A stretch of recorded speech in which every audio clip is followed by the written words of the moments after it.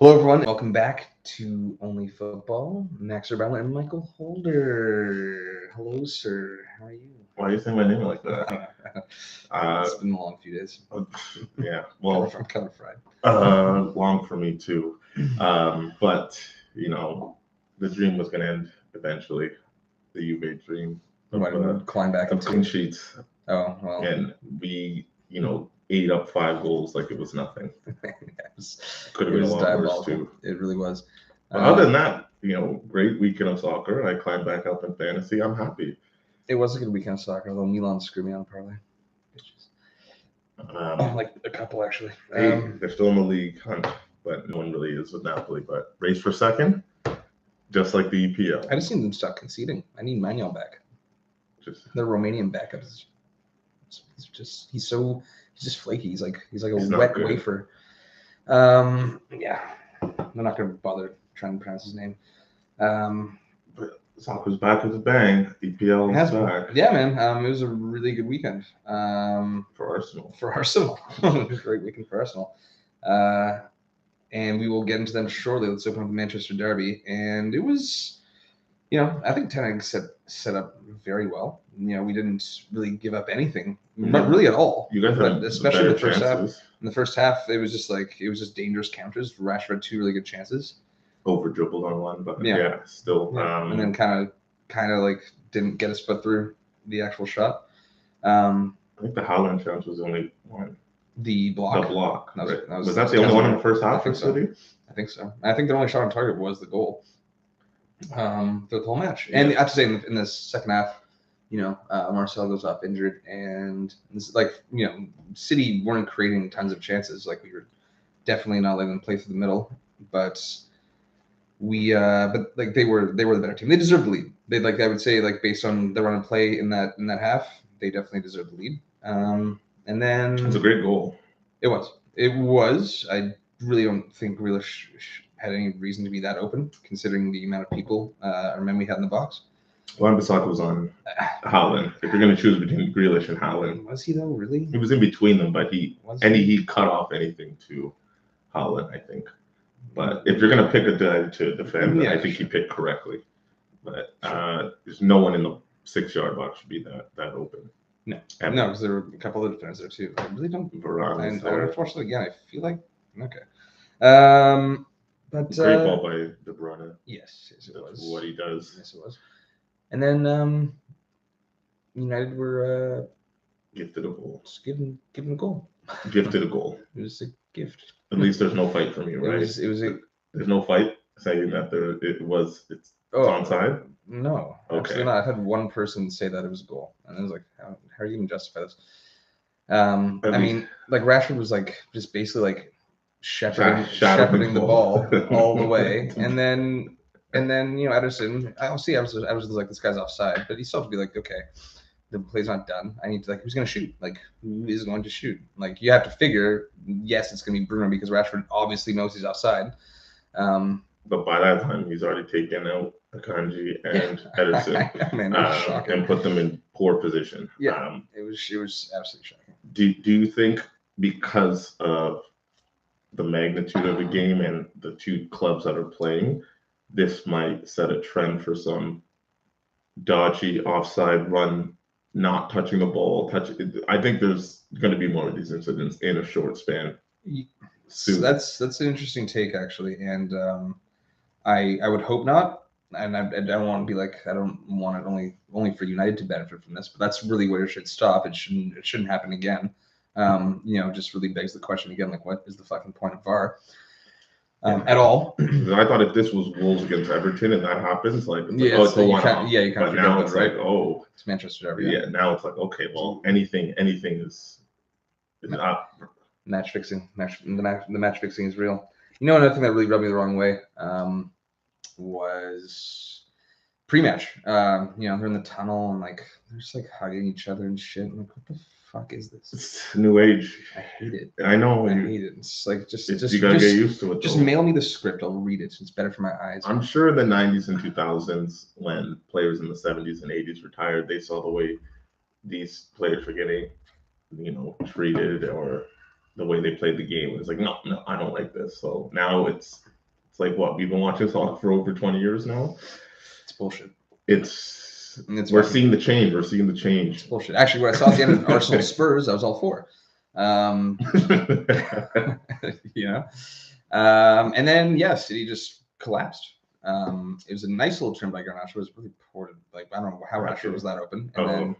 And then the original run, he wanted the pass, and then he didn't get it, and then he had to make his way back. But no one picked him up. That was really poor.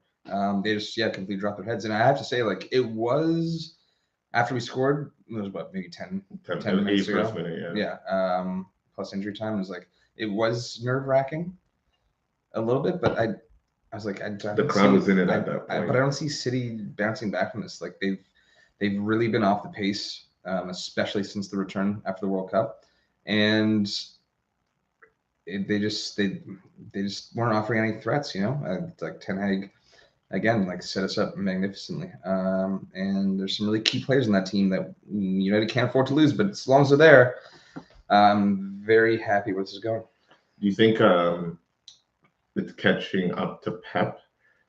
Meaning, when we came back from World Cup, he pretty much play the young guys or the guys who weren't at the World Cup or weren't at the World Cup long or usually weren't in the first team when they departed for the World Cup, and now they're slowly being reintegrated back into it, but they're not up to speed because we're like a month back or almost like 3 weeks back. I would definitely say that Pep has been a little slow in the draw in terms of reintegrating players like Phil Foden, especially I mean, I guess they both started against Silva and Foden. Both started the big matches against Chelsea and United, but they weren't getting their legs in matches against like Leeds, for example.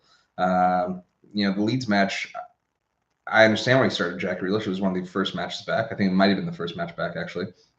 And Grealish was around. He was active. He was creating, but he was missing a lot of good chances. Yeah. And I see why he kept him on after half. You don't want to shatter his confidence, and then he picked up 2 assists in the second half. Before those 2 assists, he wasn't playing well. Well, he was just missing a lot of very good chances. He was involved. He was kind of like a Nunez performance. But then, again, Grealish is getting a lot of time. I understand, like, he spent a lot of money on him, but you can give him half an hour cameos to start. It's not like he's been setting the world on fire. I mean, obviously he scored against United pretty much instantly after coming on, but it just seems like they're a step, like they don't have it. Like Diaz has gone to, that's a big loss. Kanji's played well though. Yes, I know. I'm not really knocking the defense. Just like is that all a thing that kind of changes the mentality of the squad? Even Cancelo and Walker, like he hasn't been playing them, and now he plays them. Cancelo's in the doghouse, though. I feel there's something else going on with Cancelo. Like the Cancelo one is really odd to me. I mean, he's literally playing Ake at left back half the time. Yeah. And Rico Lewis at right. So that really. Lewis is in the midfield. I've seen Cancelo in the mid. Yeah, when they play like it's like a attacking wise, it's 3 at the back and on the right, but. Lewis, when he plays, he's in the middle somehow. I don't know why. Obviously, it's a lot of the time because De Bruyne is resting. But even De Bruyne, he had a short World Cup. Why? Like he's been back. He didn't make it to the round robin, right? So yeah. I mean, the knockout stages. So why isn't he starting? Like, might as well. If you're trying to catch Arsenal, like you have to win. Like you play your best team. I know maybe this is a new approach. Trying to balance it in with Champions League and trying to find because usually you heard what Pep said. In not the press conference where he kind of recanted the statement, but in the immediate post-match interview, just one-on-one. Yeah. He's like, I don't care about the Carabao Cup and the Premier League. Oh, he said Champions League? Well, he said Champions League. He said, I don't care about the Carabao Cup. That's what he's alluding to, right? Yeah. And then he said, of course I care about the Premier League. Of course I care who wins, et cetera, in the press conference. But I mean, are a lot of these City players resting themselves for a push, for a Champions League push? I mean, De Bruyne hasn't looked too shit hot since coming back. No, and he's playing with better players now, younger players. Cancelo is not getting runs in. Is he in the doghouse, or is it just like obviously Champs is their focus, and I'm sure it's Pep's focus because he hasn't won without Messi. But are you just really going to throw away the best domestic league in the world? No, they're always in it, right? Because they're so deep, but it's been questionable, and it's looked very shoddy. Yeah, not was it back-to-back losses, Southampton and Man U? They didn't get a shot on target against Southampton. Yeah. What the fuck was that? I don't know. Imagine taking Southampton, only team to score. Oh. I don't know. It's I know you've been pretty confident that they'll still win the league. Mm-hmm. This is the question that you were meaning to ask me? No, the question was the offside, of course. But but this is another question. Are you still confident? The way they look recently, and with Pep shifting his focus to Champions League, apparently, because he never says that, right? So for him to say that, there's a couple other teams in the hunt too, though. Maybe he's taking a different approach. Don't forget, there's a couple other teams in the hunt. Okay. Oh, United, yes. Perhaps, but I'm not gonna actually realistically discuss that until United hopefully beat Palace tomorrow, and if they beat Arsenal, or maybe in a draw, against Arsenal, maybe. But if they don't beat Palace tomorrow, this is pre very hopeful title push. Just hanging around like the title pushes like Juve before Napoli. Like that's really what it is. Pretty much. Guys, let's just all settle down here. We're not even halfway through the season for a lot of teams. City is. No, City's not actually. No, they're 18. They're 18. So, let's just all calm down here because again, Arsenal they're a light squad. Yeah. Like United, they're a light squad. They're deeper than United. They haven't dropped though. They haven't dropped in form. I know. That's worrying. They have a tough run of fixtures coming up. They got one down. And let's talk about that. Spurs. Pretty well woeful. They did create a number of good chances in that match. I will give them that. Was it too late? But when they finally did, kind of. Maybe most of those chances came like 10 minutes into the second half. Yeah, it could have. But that could after Arsenal settled down the storm, it was pretty much Arsenal in control. Like even they know what I like about them is. They know when to possess it and they know when to attack. They know if they're tired, they're just going to hold possession for 2 minutes, get everyone, pass it around, hopefully tire out the teams, break lines. Even in the first half, it was clear Tottenham had the press mentality. Conte wanted to press them deep in the corners. And the experience of, I think, Zinchenko was vital for the whole team. He did not panic at any press. He broke the line with a smart pass to relieve the pressure, and at no time when they were pressed did he feel the need to kick it long.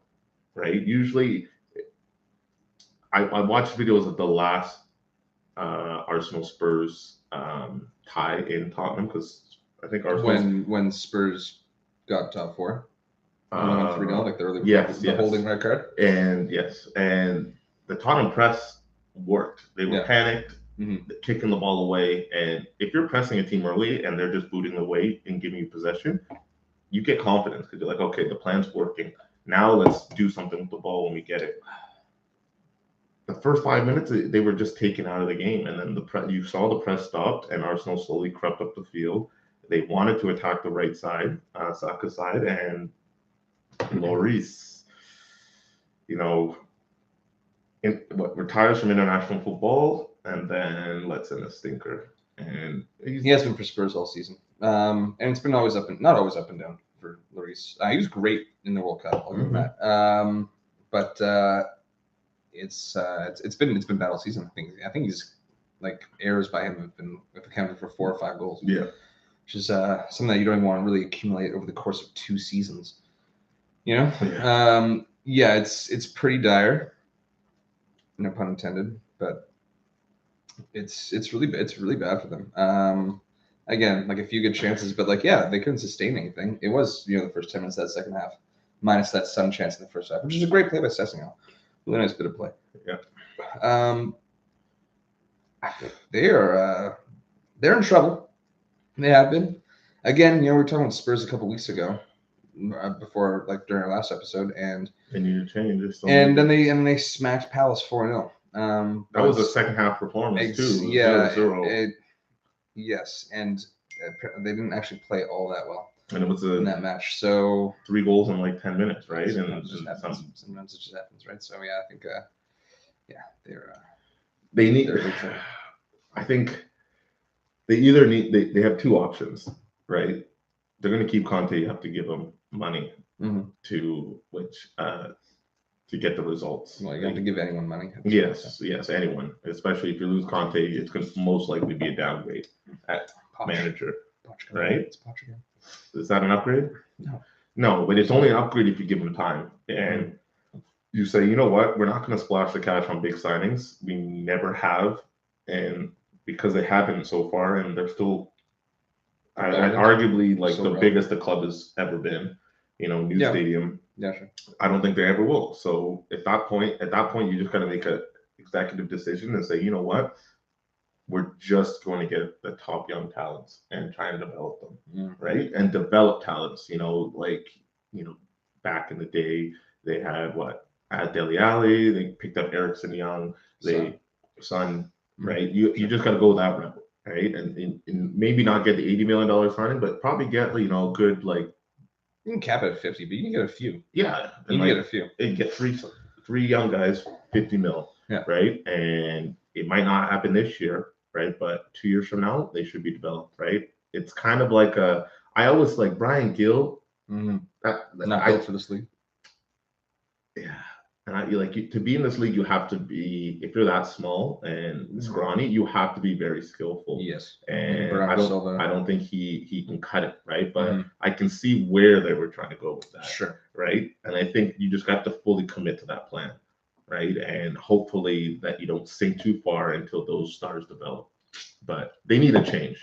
I said it before in this performance, right? They've been looking forward to this fixture, right? Because they dominate Arsenal at home in the last decade. I think Arsenal's won twice in the last 15 years there. Something bad, but I think the first time since 2014. And you got dominated, right? You haven't even touched on the second goal, which was just a simple. Bless you. It was. If you're a manager and you see that goal happen, you're fuming because all it was a drop kick. It was just a drop kick, long, playing to nobody, pretty much. Even if he wins the header, there's no support. And I think it was Sessegnon who got dragged out of position trying to go up just in case Kane won that header. And I think it was Saliba who won it to Partey. Partey played it to Saka. And just like that, it was a 4-on-3. Yeah. A header down to someone and one's pass dragged whoever I think long way out, and Saka played it into Odegaard with tons of space. It wasn't the only time. 10 minutes, no, like 20 minutes before that, Odegaard had, 15 minutes before that, Odegaard had another similar chance. Acres of space, like 5 yards outside the box, down the middle too. They came with a plan. They wanted to attack the space in between Sessegnon and Longley, since they're playing 3-5-2 pretty much. Was it a 3-4-3? I don't know what it was with that formation. I think it was technically a 3-4-3. I would. There would have been no. It was. Sarr was an interesting one too. I like him, but you haven't been playing much, and then this is the match you throw him into to start. I know you're light there. I know you want to shake things up, but it's an interesting call. I'm pulling for him. I like the signing when I got him. You'd rather Bissouma start and then Sarr come in in the 60th? Was Bissouma healthy? He must. I don't know, but he played the last 10 minutes, 15. And maybe that's it. Maybe he's just not quite ready. I think there was a lot of players who were just coming back and not quite ready to play a full 90. But Tottenham aren't the same. They ended strong last season. Well, let's go into Thursday's match with City and Spurs. And City are at home. They're struggling. These are two teams that are struggling relatively, comparatively. And Spurs have always had Pep's number. They have, but I can't see Spurs winning this. From what I'm seeing, they look so uninspired. right? And I know City aren't at the top of their game, but You think they're still just good enough? yeah, Like, they is like City inspired though? Like, especially with that 6 point swing over the weekend, they know if they don't win this game, like the title could slip away, right? Obviously, it's not ever out of the question, but they could come back week 35 and say, hey, if we didn't tie Spurs, we would have gained the 2 points, and it could be pivotal. I don't see I really don't. If I could see Tottenham beating Spurs. I mean, they do beat themselves, yeah. But I could see I would if I were to pick the Spurs to win one of these two games, it would have been the Arsenal game, not the City game. And especially how they played at home against Arsenal. I don't see it happening. It's a weird one because I mean, I think Spurs, it's right there in front of our faces in terms of where they are and like what the talent is. But with City, for me, how much do they care? Like, if they just kind of like they care. Do they does he know who he wants to start? Does like what is going on there? Does Pep know who he is going to start in this match? I think he knows who he should start. I think it should be Foden, Haaland, Bernardo. Yeah. And then Rodri. I think you're going to see Grealish. How are you not going to start Grealish? I still would start him. I agree. I'm with you on that. I'm with you on that. To get Foden out of this lull, he has to play him. You got to play because if you just bench him, what's he going to do? He's like, oh, I had 2 bad games, even though I had a fantastic season before the World Cup, and even getting benched in the World Cup and coming back in and still playing well. I come back and I play 2 bad games and I get benched, and I'm just like that. Like, for City to go far in Champions League and in contend in the league, you need Foden. You need Foden. So let's be real. Like Grealish, I'm saying that's where I would be coming from. Right? I agree. Pep's way smarter than me in soccer. But he does over. I know, he overthinks things, and at crucial moments too. And this is a crucial match. This is crucial at this point. It is, yes. But Pep's sides have always been set up for league success.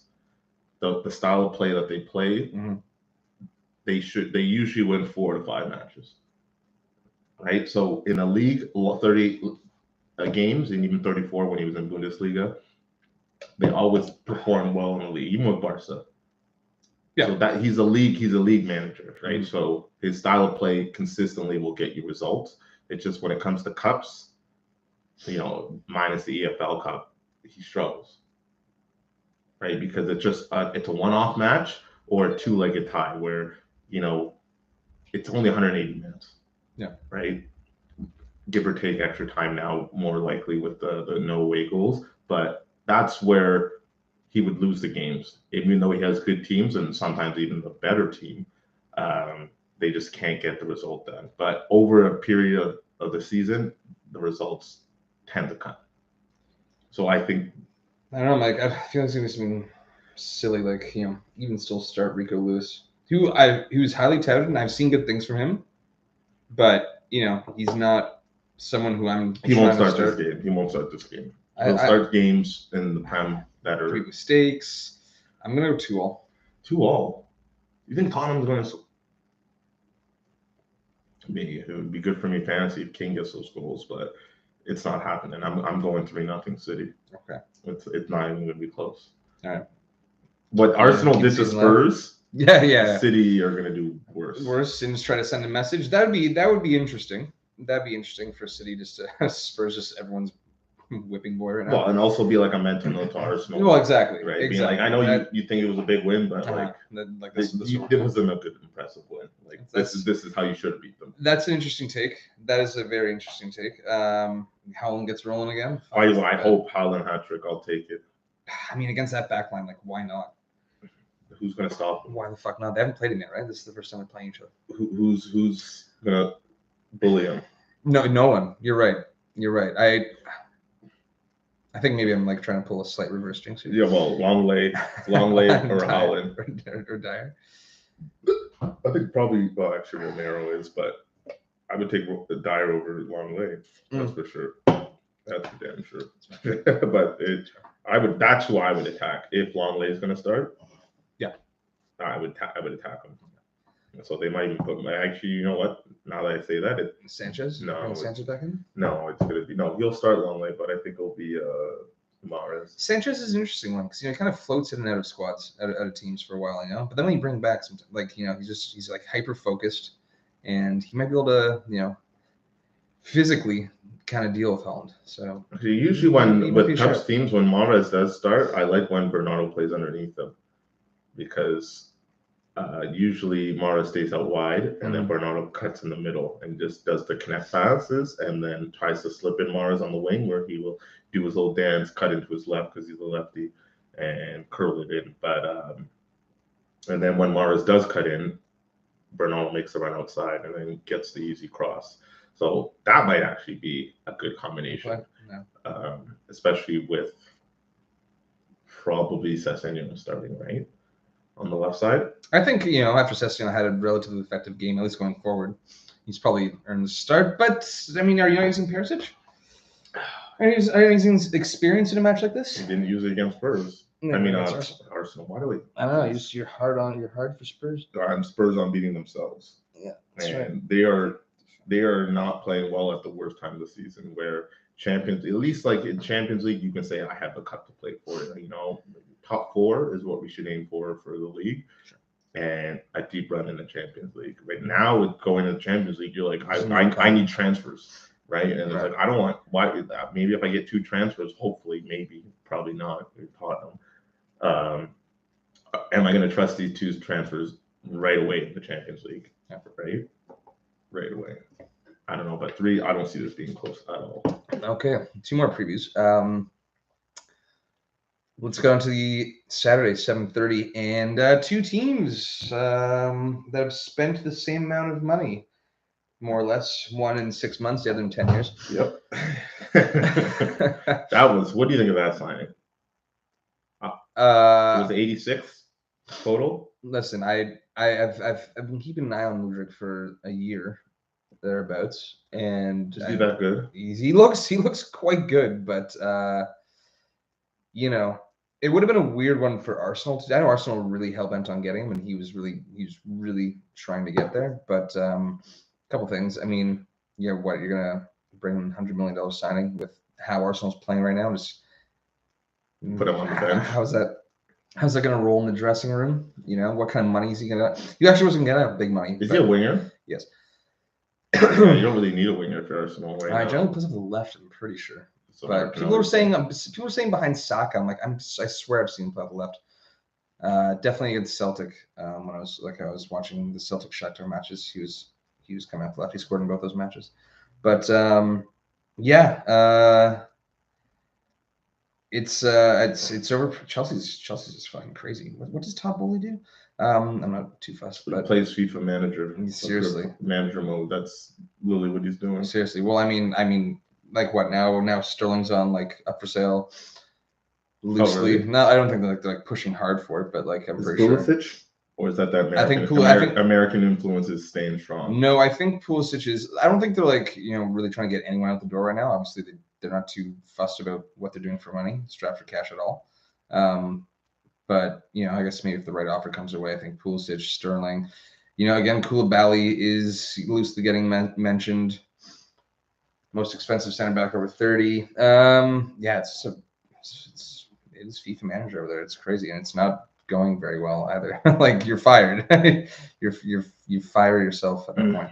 Well, you would have got fired, but no. Yeah, that's for sure. Both teams need a win. That's what makes this game so not eerie, but I'm getting the 0-0, 1-0 vibe from this game. I think both teams will be so desperate not to lose that there won't be a lot. This game needs an early goal. It does. It needs neutral neutral viewership. It needs an early goal. It needs a goal in the first 20 minutes. But if it's stalemate after 15, 20, and it's no one's created a big chance, it's that's probably what it's going to be for the rest of the match. And do I wake up at 7:30 for this? And yes, probably am. I am. But unfortunately, I didn't wake up for the Derby. The Derby because I was out Friday night till like 4 a.m. So you'll probably do that again this Friday night. So but yeah, I don't know. Like, this is a tough one to call because I think on paper, and you can't even say recent round of form, it should be Liverpool, right? But no, why? Because they beat Wolves today. No, they beat fucking their Wolves bench today? beat Wolves. Okay, so that's honestly, I think you might want to consider starting Bacetic today or against Chelsea, because that's the thing. Like, I know it was Wolves in the cup, but look what happened in the reverse fixture. Wolves were robbed. Mm-hmm. They were robbed, and it was pretty steady this time around from Liverpool. Wolves didn't really offer too much. And the midfield for Liverpool, as everyone has pointed out, is just it's getting overrun. It's tired. It's thin, and that might be a little injection of life that they could be missing. Surrounded by experience, pair him with Thiago again. I think they both came off at the same time today as well. Maybe around the 65th or so. Yeah. Maybe keep that pairing going. And I have no one really on the opposition Chelsea's midfield that I would be that scared that he would be exposed to. You know what I mean? In terms of like creativity or inexperience. He's caught out of position because he's ball watching, mm-hmm. right? And someone slipped through a phenomenal pass. Like Jorginho, like, is he probably gonna start? Probably has to, right? Jorginho and Kovacic. I imagine he's going to pick Jorginho over. I think he picks Gallagher. I think both. I think what Zakaria's hurt, isn't he, or is he back? Is he hurt again? Remember, he got hurt in the City game. I'm pretty sure it was it. Pretty sure he got hurt in the City game. But they don't really have anybody. Is Loftus-Cheek? What's wrong with him? Yeah, he's a. I don't know. Is there anything really? I don't know. It's Loftus-Cheek. Every now and then he just kind of crops up for 2 or 3 matches. Like, oh, is Loftus-Cheek gonna have a career? And then it's like, no, he's not. So like, again, it's like he seems to come in moments of desperation. Is this what you want to do though? Possibly. Do you try to give Conor Gallagher another run before you almost inevitably sell him to Palace?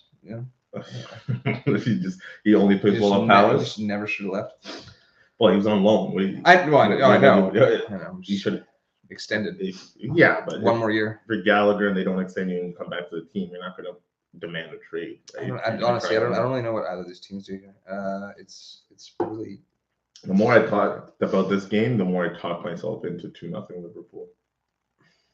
I've talked it into existence now. I think it is like. I don't see like a threat. Like, I know Chelsea, like, they didn't even play well in that win. I don't see like really a threat from. Did you see what they did against Brighton last week? Oh, I know, but that, like, when you lose like that, you have to respond well. I don't think it will be like a back-to-back, right? Even when did they play Wolves in the cup between the Brentford and? Were you raised in a barn? Bless you. Sorry, it was speaking. Sorry. Remember that? No, I don't remember that reference, but I got right away what I should have said. Lindsay Marshall, grade 6. Oh.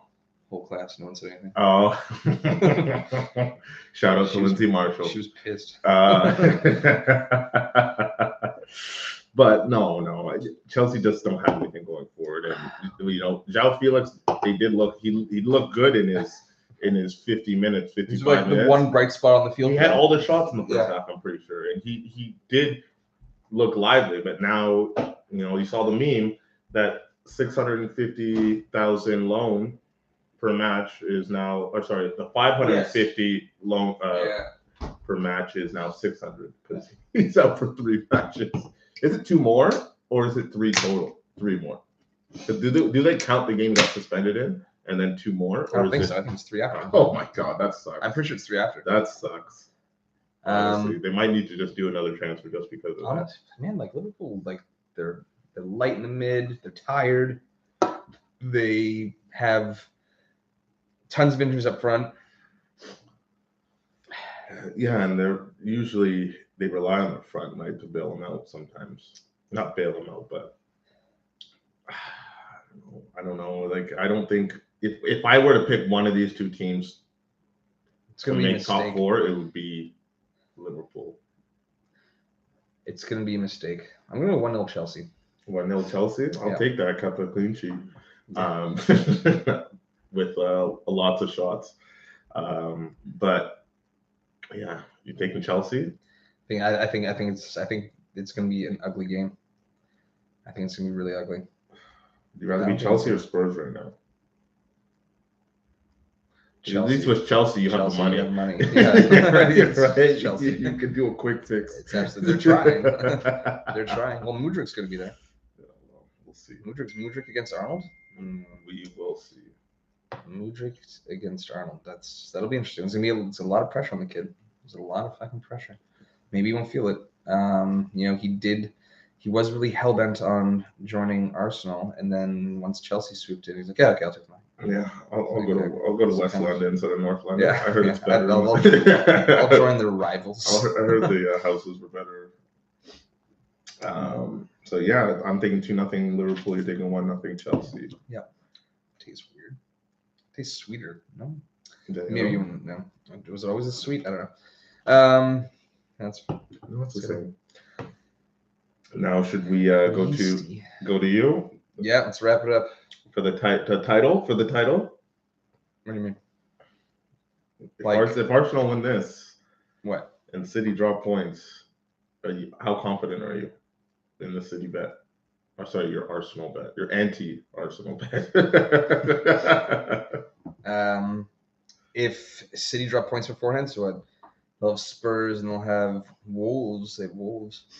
If technically they played before, yeah, true. Yeah, if City don't take 6 points, and then Arsenal win, yeah, I'll be nervous. That's when the nerves will start to kick in. I'll be nervous. You're not nervous now, though, right? No, it's happening. Maybe if you start being nervous, City will catch up. Yeah. I'm begging you take that route. It's halfway through the season, and then soon it'll be 3/4 of the season. 3 games left. I'm not nervous because you know what? I think United can get a result here. I think they will. On the road? Yeah. That's a fortress. And Arsenal, the Emirates, it's been a fortress. But I don't know. I think you start Fred in this game too, by the way. Oh, are you back on Fred? I think you start Fred and Casemiro in this match. You're back on Fred? Fred's been playing really well. I always said it should have been Fred and Casemiro. Since the signing, I've always said it depends on the match. It depends on the match. Saw that free kick in the AFL Cup. Man, I was watching. I'm like, oh, what the fuck? Why is Fred taking? Fred's taking this solo, and then he's ripped it out the park. That's great. No, he's good, man. He's underrated. I honestly think he's underrated. He's definitely developing under Ten Hag. It's nice to see. It just depends on the matchup, right? And in this case,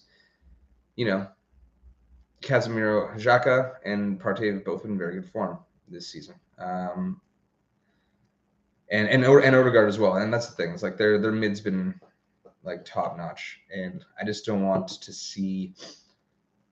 I just don't think Eriksen is in his best vein of form. But that's even if he was in a very good vein of form. You're on the road at the Emirates, and I think you just need like all energy. Someone who's gonna like break up play, stir the pot, frustrate the likes of Xhaka. You think man-mark Xhaka? Ooh, no, I think no. You don't have to man-mark Xhaka. You don't have to be silly. I don't think he's been good, but like, don't have to man-mark Xhaka. No, I meant like in his vicinity, like he's your guy. Like, you should always be in the vicinity to make a playoff. I think you have to match that midfield like head to head. Casemiro and Partey. That's what I mean. Yeah, that's what I'm going for because if you got to neutralize, right? Yes, and I think the likes of Fred. I think like Fred would be more likely to get under Xhaka's skin as well. But you want that energy. Obviously, you have Casemiro's experience. Like he is the best midfielder in that. He's the best DM in the league. There's just no question. And I'm saying like obviously like if you looked at it from defensive point of view, or I'm saying like he's best DM. He's the best DM. Oh yeah, especially this year. I mean, Casemiro's only in this league for 6 months. Yeah, I know, but I think you still got to give it to Rodri in the PL as an overall player. Yes, I take Casemiro, but in the PL, that's what I mean though. I think like coming into this season, you would still pick Casemiro over Rodri anyway, would you not? from Real. Yes. Yeah, but because it's tough, man. Because I know with Real, he didn't have to do as much going forward, and he's doing a lot more forward now. He is, I know, right? I know. He is, his right? ball playing was like kind of, it's been well, he didn't need to, right? Yeah, no, so, he but didn't. now it's like, okay, maybe I do have to play the ball here because Yeah. I might get a bad pass from Wan-Bissaka and have to take a good touch and get out of space and make a pass. That reminds me, is Delo back? I sold him, so I don't care. Delo seems to be a little touch and go, and frankly, like It'd be nice to have. Bissaka's a good one-on-one defender, but he's just always susceptible to crosses up and back post and defense and just holding the line. He's a player he's a solo defender. It's he's a player that you would love to have him in a situation where someone's made a mistake and he has to recover. Mm-hmm. But he also is a player that doesn't read the game. He doesn't read the game well, and then get caught out. Which kind of worries me. That does in fact worry me. But, my question is Woot starting this game? Because Martial's out. I don't know if Martial is out. Well, you'll find out tomorrow. You'll know that. I'm assuming he's out because you'll know that he's made of glass. So let's just assume I don't think he is, man. I honestly think he might. So he starts this match then? Because I'm going in thinking he's not starting. So do you keep Rashford on the wing or do you put him up top? On the wing. He's better off the wing. He's not a number 9, people. So Woot starts then. I think Marcel's gonna be healthy. If you see Marcel on the bench tomorrow and makes a cameo, I think he starts against Arsenal. He's good at occupying players. He's good on the bench and does our hold up play will be better. We want to be able to retain the ball somewhat. Arsenal's very good at winning the ball back. Woot doesn't retain the ball. He's the big guy. No, I'm talking about Marcel's very good at. He's very good at link up play as well. And I think it's. I've always said this thing is very underrated, in terms of him, and I think you noticed it against City as well. It's not underrated. It's properly rated because he's not available for selection, so that always goes into play. So he's not good because he's not available for selection. When he plays, he produces, yes. But I think he will be. So, but you're asking me, who would you choose? Yes. Yeah. But if Martial is not starting, is it Woot? Anthony Martial begged to start the derby despite an injury. That's all it's coming from. So exactly. So he was injured before the derby, played in it, re-aggravated it, I assume, and he's going to beg to play again, right? And what's Ten Hag is going to say? It's like, well, you begged to play and you didn't even last 60 minutes. Why would I start you again when you beg to play again? It's like, not cry wolf, but it's like, okay, you did it once, it didn't work. So I'm just going to let you, the season's long. You said it's only halfway through, not even. So I need you for the long haul. I don't need you for this game. This game I would like you there, but if you're not 100% healthy, you're not starting. That's how I would take it in this time. But that's me. I'm just only football podcaster, not a EPL manager. I almost said EFL. Okay, he's not. Okay, so he's not playing tomorrow. Is he on the bench? No, I don't think he's in. Was it start? No, okay, yeah. So I'm taking him. I'm taking him not to start. I don't mind. And I don't think that's a. I think it's just. I don't hate it. Interesting game to start Woot in his debut. Boy, I think it's starting tomorrow. Probably a good chance. Probably a good chance he's gonna play tomorrow. I would. I wouldn't be forcing Rashford up top. It's not the EFL Cup against whoever the fuck we just beat, and you're starting Alonga. That's Charlton. It's not happening. There's no one else. There's no one else there. We're gonna start Maguire up top. You're gonna do that. Remember we did that. So it's gonna be Woot on top, Rashford on the left, Anthony on the right. That's what I would do.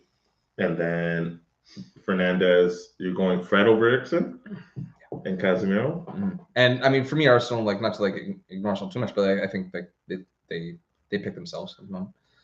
That team's set and has been set, and they can just. That's why I think they've been dropping. That's why they haven't been dropping points. He's actually playing the same 11. Yeah. And you have to work your way into that team. I like that strategy. Our going back when I played, university, it was. We had our 11 from the beginning, and it didn't really it did deviate as the season went along. Sure. But there was no tinkering. It was like, yeah, if someone's like been consistently in form or out of form, like someone eventually lost their spot and someone gained a spot. yes, That it was gradual though. There was a few like switcheroo, but like we found like I would say 2/3 through the season, we had our 11. Right? I started as a starter and I moved to the bench and it was working and I'm like, oh, okay, well, you know, obviously I want to play 90 minutes, but it's working. So who am I gonna speak out, right? And I came off the bench for the last 10 games of the season. He scored. It worked, right? I would come on in like the 30th minute and 60th? No, 30th. What? You would come on in the 30th minute? So yeah, it wasn't university soccer. Wasn't 3 subs only, or 5 subs. It was a weird rule because first half, if you played the first half and you got subbed off during any point in the first half, you couldn't go back on in the half, but you can go back on in the second half, and then if you can go on and off as many times in the second half. It was a weird rule. I'm like, if anything, it should be the other way, right? You can make it limited in the first half, but it was like that. Okay. Yeah. It was also, you wouldn't like this. It was when the clock hit 90, the buzzer went. Right? But there was overtime, even for regular season games. Extra time, but it was goal and goal. So the last 10 seconds would be a countdown. It would legit be a countdown. Gotta love it, NCAA soccer. I remember the first time we tied. It was like the 4th game, and like we tied it in the regular time, and then I went to shake the defender's hand. Like, what are you doing? We have overtime. I'm like, oh right, I'm new. Sorry, I'm from Canada. I'm not used to this. But yeah, how did we get on this point? Injuries. Oh, either way, yes. Arteta playing his 11 and sticking to it, and they found it. Obviously, there's been some tinkers. I remember how the jump happened. I know there's been some slight tinkering because of injuries, but it's pretty much only been because of injuries he's switched the 11. Yeah, right? Like Zinchenko was out for a while, and once he was relatively healthy, he was. And then right back was White. I think it was just White's always been there. It's like when Zinchenko went, Tomiyasu. White would play to the left, I think, sometimes, and then Tomiyasu would play on the right. Tierney had a bit of a run. Yeah, but it's been pretty consistent, and because of that, I think that's why they have this lead. And it goes back to Pep always tinkering, and now they're points behind. Right before the World Cup, obviously, when Holland was in the form of his life, it was working. Right, they were winning. They were still right there. They had a few hiccups, but like the games that they even tied or lost, they were dominating and just couldn't score and knocking on the door. And what happens if they lose anyone in that midfield? Vieira could stay. I feel like I've seen something from Vieira where it's like Odegaard's on fire. He's on fire. It'd be a huge loss. That's your captain as well. But I've seen something from Vieira. If you lose Xhaka, who is also in the form of his life, and Thomas Partey, who's coming in there? Can Lokonga do it? It's probably Lokonga. It's gotta be, right? Or they move Odegaard back. Right? They got Smith Rowe back, but I know that's very. I'd say put Vieira there. That maybe that's what you do in certain games. I would, yes. In certain games where like you should be winning, you drop Odegaard back. Yeah. In games where it's like maybe even just like happy to grind out a draw. Well, not even grind out a draw. You can still be effective from one of those 2 players, right? He the link up with the defense, and then he could be the one to play the ball to Saka into space, Martinelli into space, attack, right? Or just break a line with one pass to get a 3-on-3 at an advanced position and just say, take my odds from there with Nketiah, Saka. Well, actually, Jesus has been injured. Pretty much through injury they've replaced 11. But when Jesus was there, I know, but when he wasn't scoring at times, he was still very influential. Completely. And you thought they might feel it, but Nketiah has he's answered the call. Good on him. What, his 2 goals in 3 games? Yeah, I think he begged, and then he begged a couple in the EFL. Yeah, it was like Oxford United or some shit. But FA. Yeah. Yeah, I don't know. How do you see it? So I'll let you go first. Oh, You got to pick a score, right? How do you see this game going? I know there was this whole. Everyone was like really pissed off about what happened in the reverse fixture and early on with that soft call. I wouldn't have called it. It's a foul again. With that. Live, I said foul, and then they played on, and then they scored. Mm-hmm. So I thought, okay, maybe it's gonna stand. I was shocked that they reversed it, right? Because I'm like, if the ref didn't call it a foul, and this is a foul that's not even in the box, right? Where VAR shouldn't. I thought it was only in the box. Or maybe it's only penalty. No, it's always build up to a goal. It's build up to a goal. Oh, goal. Okay, build up to a goal. Okay. Anyway, I thought it was a foul live. Ten Hag's very crafty. Arteta's, Ten Hag's he's just crafty. Arteta is they really found something good. They have a really really good system, but the pressure's on Arsenal. Yeah, the pressure is absolutely on Arsenal, and we. Despite starting to develop something and not to become a counter-attacking team, we are still very much that. And a lot of these players that were here long before Ten Hag were growing up in a counter-attacking system under Ollie, like Rashford, for example. And you saw against City how in the first half we didn't give up anything against City. And we created 2 really dangerous attacks through Rashford on the counter. Are you going to give Arsenal that much? Okay, I know it's City, and City is a possession-based team. But are you going to allow Arsenal to have that much possession and rely on a counter? No, I think we'll be able to create more. But I think Arsenal, even it was a different United team as well, right? Like this is like as we were starting to get the ball rolling when we beat Arsenal. I forget. Did we beat Arsenal pre or post City? I want to say post. It was. I think it was post. I think we got smashed by City and then we played Arsenal. I think. Okay. Yeah, it was around the same time. It was around the same time, right? Like we were like still like, and we still are trying to find our legs under Ten Hag regardless. But like it's been a very consistent run. Besides the VAR goal for Martinelli that got away. But you guys dominated before that chance too. I think. I think you guys had not dominated. I don't know about that. I think Arsenal played quite well in that match, and again, they had a lot of possession, but we had the better chances in that match. And I think that's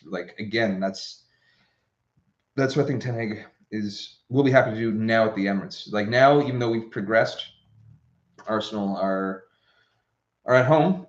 And they have only ever lost to us. I think. Okay, they've only ever lost. All right, relax. In the Prem. There you go. Good. In the Prem. Good check. I know. I got it. Ever, but you said ever. That's a big word.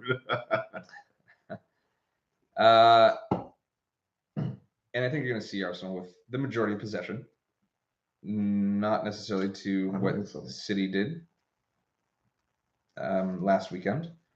Yeah, Arsenal have more possession. They will. What they do with it, we'll see. We shall see. This is a team that obviously is riding really high, and they believe. Unlike you look at City, and it's like are they? They're okay to give up? Are they okay to give up the season this season and just focus on champs? Like Arsenal's focus is obviously this, and so it should be. I'm gonna go 2-1. United. I knew you were going that way. I was gonna say, well, I am still gonna say a 1-1 draw, but I think it's gonna be not a dominating United draw, but I think they're gonna be the better team and settle for a draw. I think you guys are gonna look back at this game and say we should have got 3 points out of this, maybe, and that will be good enough for Arsenal, even though they are at home. And 3 points would be huge, especially if City managed to drop points in the 2 games prior to them playing United. I think they're going to come out saying, we probably should have lost this game, but we still got a point, and it could be something. Could be difference. No, for them in the in the title race, of course, not losing 3 points, and having a team in third or fourth, whatever. I don't know what they are now, but gain on them. I think they're going to look at it and be like, you know what, this is a game we shouldn't have we should have lost, and we still managed to get a tie.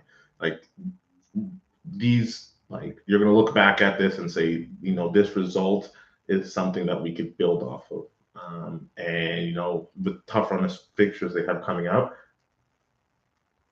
it's pretty much saying like the Arsenal of old would have lost this game, but this year's Arsenal, we didn't lose this game because we fought hard, we grinded, we were able to get the result. We didn't play our best, but we didn't lose playing our best. Not a lot of respect to Arsenal. It's coming out of our mouths. No, okay, relax. They're league leaders. By a long shot. I think we put enough respect on their name. But and again, we have to see what happens with United tomorrow as well. We're doing this pre-Palace United, so there could be an injury, could be a massive injury. We might have to revise something. We might have to do a quick video call, 5-minute video on Friday. Anyway. We will see you next week. Yes, and hopefully, I want a close finish, right? The closer the finish, the more pressure. But as a neutral, yes, you do it. The closer finish, obviously, there's more pressure on Arsenal because City's been there, done that. Yeah. But I don't want it being week 36 and be like, oh, Arsenal clinched the league. It's like I at least want that either. I know you don't, but at least I don't. I want something, just like last year. Yeah. Last year at this point, City was up like 11 points. Well, was it this time? Oh, maybe it was like week. It was 12. around. It was around here. Maybe it was like week 12, 13. No, man. I remember we were at your house. No, I'm talking about when Chelsea was still in contention. It was like week 12, 13. It was like that was Liverpool, City, Arsenal, and they were all 1.0. I think Chelsea was at the top. Actually. That was like early December, late November. That's when Chelsea started to collapse. Yeah. Even before that, mid to late November. Yeah, but it's around this time in the season because we had the World Cup, right? So it was around like week 15. I take your point. Right? It was around this time. So I just hope there's a close finish. And you know what? Not for parity's sake, but if it is a close finish, I'd prefer Arsenal. I'd rather see someone new. I understand that. And then it would give hope for Tottenham, Chelsea. Honestly, if I didn't have this wager, I think I might prefer Arsenal. I might, just because then City wouldn't win 3 in a row, and United's the only team. At least if Arsenal do that, City will not have won 3 in a row, and United will still be the only team to do so. Is that 08, 07, 08, 09? I believe so. But that's the thing is that with City, and if your squad doesn't win and City wins, there's no banter because no one fucking cares. Yeah. All right, well, to all you City fans, only at football viewers versus City fans. Who has more? Take a poll. It's close. It's tight. It's definitely close. Okay, all right, guys. Till next time.